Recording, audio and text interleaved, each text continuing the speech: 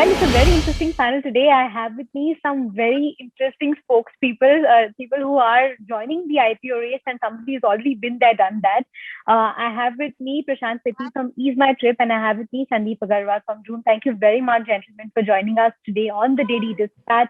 It's an exciting time because when it rains, it really pours, and we're seeing so many IPOs and so many new age internet companies going out there and listing.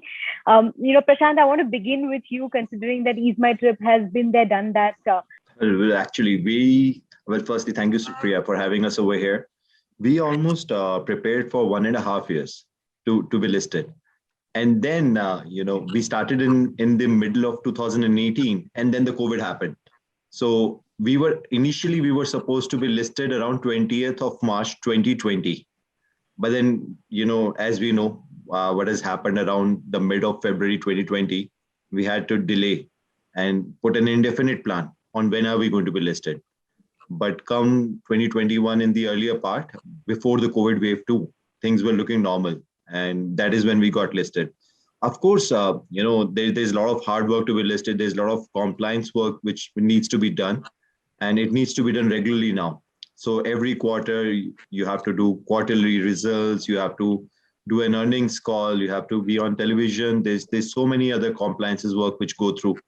But having said that, it's all worth it. Just the feeling of having hundreds and thousands of people being your shareholder and, working as a larger group, I think it's all worth it. Sandeep, listening to the challenges that Prashant has really described, are you looking at changing your mind? Are you planning to still go ahead with the IPO? Priya, Prashant has highlighted the ground reality, and also as a former Wall Street analyst, I was very well aware before becoming a tech entrepreneur. But I think it is still worth it, especially if you take a long-term approach and you build a company or products which you think you are built to last. I think going public is definitely a kind of a milestone which increases the longevity, which perhaps sometimes much needed supervision, and even you like it or not, but it strengthens your system, processes, check and balances. So in net, it is, I think it's all worth it. And especially, as I mentioned earlier, if you're taking a long-term approach. Right. And I want to direct this one question to the two of you. We're seeing so many companies already being listed and so many in the pipeline. But when you look at the listings that have happened so far, it's been a bittersweet kind of success for a lot of companies. While we did see some companies have spectacular listings, we also saw some very tepid or muted listings happen in the market. And the most recent one being the Paytm listing that has happened. Sandeep, what is your view on it? Does it give you a little bit of a jitter, considering that, the market is sort of was even muted to an IPO like that of Paytm? So what is your view on the same? Priya, my view is that as a public market, one thing which Prashant did not highlight is that your stock price may see daily volatility. It can go up, it can go down, and it can be daily, hourly, and minute basis, right? But as I mentioned, companies are typically built on a long-term basis. So, I think while you may see certain stocks, especially let's say Paytm, not reacting well, but that's a very short-term horizon. A company which can change the whole industry for the next few decades. I think it will be very myopic to judge their performance for especially for a few days, not even let's say a few quarters or a few years. Right. I mean, if you recall when this book went public, right, the stock was, if I'm not wrong, was offered anywhere between 30 to 36, and literally 2 quarters later, the company was less than 20, right, and it was, I think, 17, and it's 340 plus now, right? So my point is that I think if you can apply a little bit of Warren Buffett investing philosophy even for a technology and new age companies like ours, it can, I think it'll be very unfair to judge it on a few days of performance. Right. Prashant, if you'd like to come in out here, because of course the market sentiment is something that you monitor on a daily basis. You've experienced that in your stocks, but Mhm. going by the kind of response some of the IPOs have been getting in the market, what is your sense of how things are shaping up? Well, Priya, I was going to quote the same example of Facebook. It basically tanked down to half in 2 months, and then basically it gave people returns 1,600 times. So, 1,600 percentage. So I think, honestly speaking, see, for a new age companies like ours, a decade is actually a lot longer period, as Sandeep just mentioned.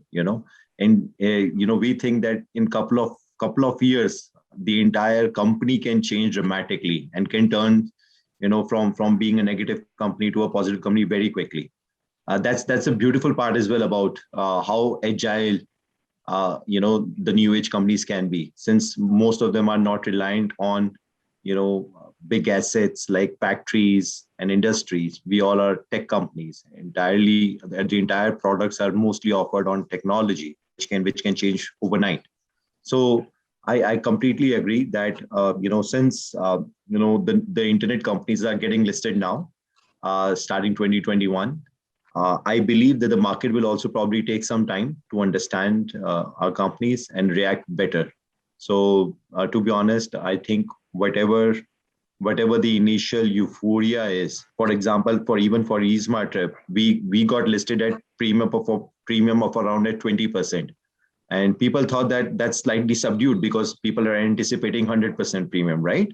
And then market took time to understand EaseMart. I think for about a month or two, the market took time where we were somewhere around at our IPO price, and then probably the market started reacting, a little bit better to our stock. So I think it's a matter of time. Right. I think one metric that a lot of investors look at before putting money into a company is profitability. While EaseMart, Prashant, is profitable at this point in time. Sandeep, how important do you think is profitability as a metric when it comes to investors going ahead and putting money into a company? See, Priya, if you look at 27 years of history of internet stocks, right? From Amazon to eBay to every other internet stock we know, it has been very, very clear that investors actually reward scale followed by profitability. Of course, every incremental stock cannot come at a deteriorating profitability.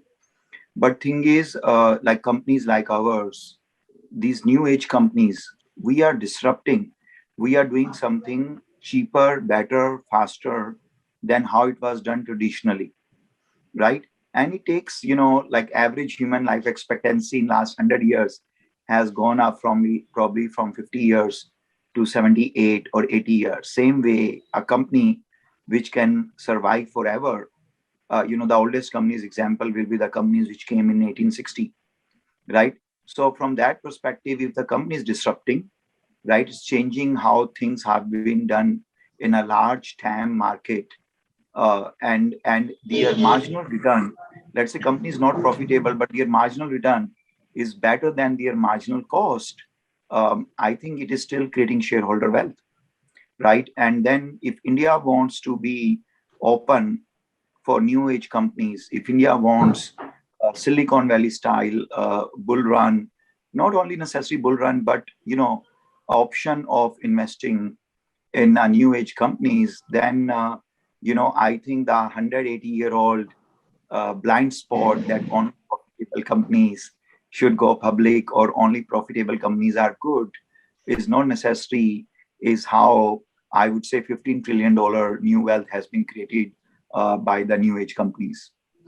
Sure. Interesting perspective out there. Prashant, you've been on an acquisition spree, two acquisitions already just in the last couple of days.